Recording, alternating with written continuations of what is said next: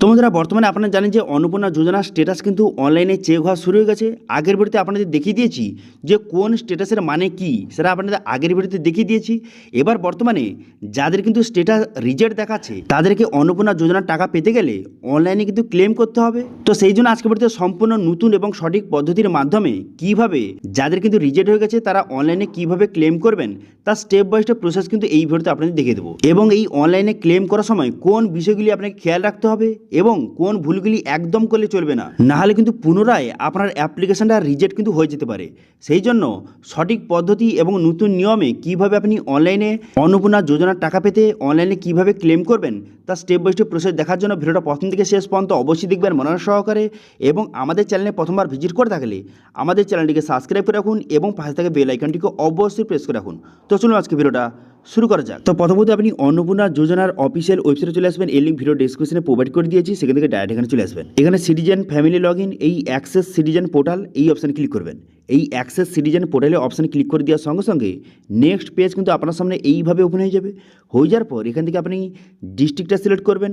ডিস্ট্রিক্টটা select করে নেওয়ার পর রেজিস্টার মোবাইল নাম্বার, আপনার মোবাইল নাম্বারটা সঠিকভাবে বসিয়ে দেবেন। যেই নাম্বারটা দিয়ে আপনি অন্নপূর্ণা যোজনায় আবেদন করেছিলেন সেই মোবাইল নাম্বারটা বসিয়ে ক্যাপচাটা বসিয়ে রিকোয়েস্ট ওটিপি বাটনে ক্লিক করবেন। রিকোয়েস্ট ওটিপি বাটনে ক্লিক করে দেওয়ার সঙ্গে সঙ্গে সেই মোবাইল নাম্বারে ওটিপি যাবে।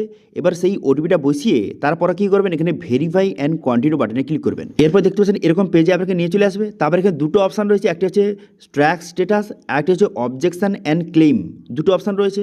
এবার আপনি কী করবেন, ট্র্যাক স্ট্যাটাস অপশানে ক্লিক করে এখান থেকে আপনি স্ট্যাটাসটা চেক করতে পারবেন। এবার যাদের কিন্তু অ্যাপ্রুভ দেখাচ্ছে তাদের কোনো কিছু করতে হবে না, কিন্তু যাদের রিজেক্ট দেখাচ্ছে তাদের কিন্তু পুনরায় টাকা পাওয়ার জন্য অনলাইনে কিন্তু ক্লেম করতে হবে। ঠিক আছে, যাদের কিন্তু রিজেক্ট দেখাচ্ছে তাদেরকে অনলাইনে ক্লেম করতে হবে। এবার অনলাইনে ক্লেমটা কীভাবে করবেন, সেই জন্য এখানে দেখতে পাচ্ছেন একটা অপশান দেওয়া রয়েছে যে অবজেকশন অ্যান্ড ক্লেম বলে একটা অপশান দেওয়া রয়েছে। এবার এই অপশানে ক্লিক করবেন। ঠিক আছে, এই অপশানে ক্লিক করে দেওয়ার সঙ্গে সঙ্গে নেক্সট পেজ কিন্তু আপনার সামনে ওপেন হয়ে যাবে। তো দেখতে পাচ্ছেন এখানে নেক্সট পেজ ওপেন হয়ে গেল। হয়ে যাওয়ার পর এরপর আপনি কী করবেন, এরপর দুটো অপশান রয়েছে। এই যে ক্লেম বা অবজেকশন করার জন্য দুটো অপশান রয়েছে, একটি হচ্ছে ক্লেম বাই অ্যাপ্লিক্যান্ট এই অপশানটা রয়েছে এবং সঙ্গে আরেকটি অপশান কী রয়েছে, অবজেকশন এগেনস্ট সামওয়ান অপশান রয়েছে। ঠিক আছে, এবার আপনি কোন অপশানটা সিলেক্ট করবেন। দেখুন এই যে অবজেকশন এগেনস্ট সামওয়ান এই অপশানের দ্বারা আপনি অন্য কারুর বিরুদ্ধে আপনি কিন্তু অবজেকশান জানাতে পারবেন। কারণ হচ্ছে ধরুন আপনার পাড়ায় বা আপনার অন্য কেউ সে হচ্ছে টাকা পাওয়ার জন্য যোগ্য না, কিন্তু সে টাকা পাচ্ছে, তো সেক্ষেত্রে আপনি কিন্তু অবজেকশান জানাতে পারবেন।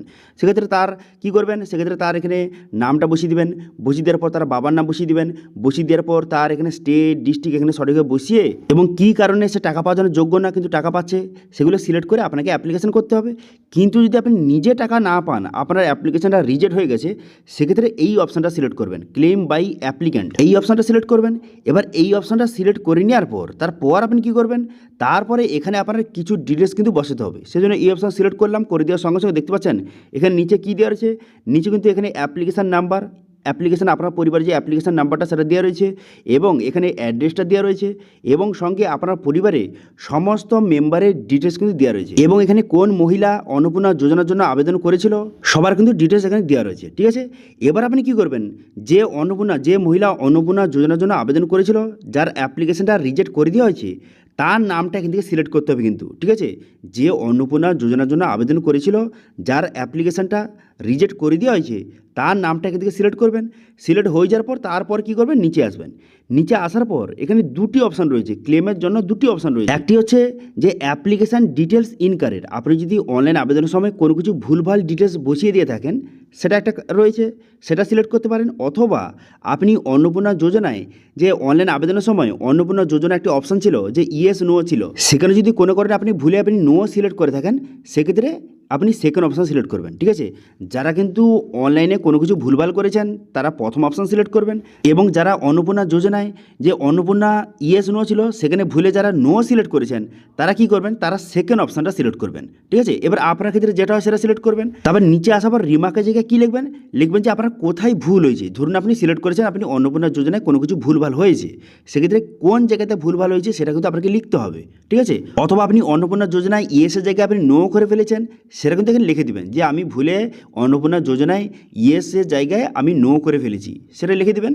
লিখে দেওয়ার পর তারপরে কী করবেন, এখানে ডকুমেন্টস কিন্তু আপলোড করতে হবে। কী কী ডকুমেন্টস, যে মহিলা অন্নপূর্ণা যোজনার জন্য আবেদন করেছিল যার অ্যাপ্লিকেশনটা রিজেক্ট করে দেওয়া হয়েছে তার আধার কার্ড, তার ভোটার কার্ড, তার রেশন কার্ড এবং প্যান কার্ড, এই কয়টি ডকুমেন্টস কিন্তু একসঙ্গে পিডিএফ করবেন, পিডিএফ করে এখানে আপলোড করে দেবেন।